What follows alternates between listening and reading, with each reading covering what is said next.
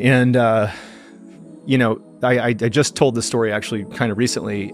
There's what I remember, which wound up not being true. And then there's what actually happened.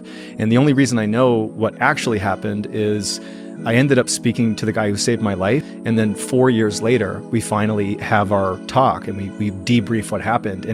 The story was not what I recalled. What did you think happened? What I thought happened is I survived the grenade, but I also, as soon as the grenade detonated, I was on the ground on my face, and we were in the alleyway was also where sewage came through. So there's like liquid and sewage, and I fell into the sewage, and I'm laying there and I couldn't stand up. And I'm like obviously aware that, something's hit my legs. It's a grenade. I thought I had my legs, I was pretty confident, but I knew that clearly there's been a grievous injury to my legs. And so I couldn't stand up. And then as I'm kind of positioning myself like this, and some of this did happen, by the way, it was more like the timing of things. I remember looking up and, here's this T, right? So we had walked down this way and then the guys were on this side, they're shooting this way.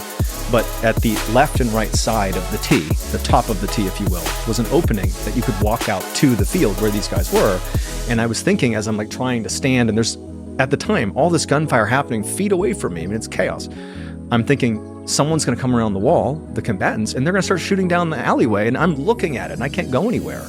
And so I'm like, well, I survived the grenade, but it's only a matter of time before we're overrun and somebody comes in here and finishes me off. Or worse, like my gun, I remember, I think it was the top of the gun, it got blown off by the grenade, or it didn't work. Like parts of the gun had come off. I never saw it again. I was told that it was not working.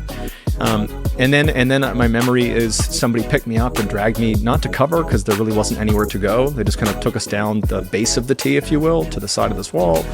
And my medic put tourniquets on my legs, and our JTAC, who calls in airstrikes, they called in what's called I think it was a danger close airstrike, which sounds like nothing, but what that really means is if you call in a danger close airstrike, what that really means is you're calling an airstrike on your position. It means you're being overrun.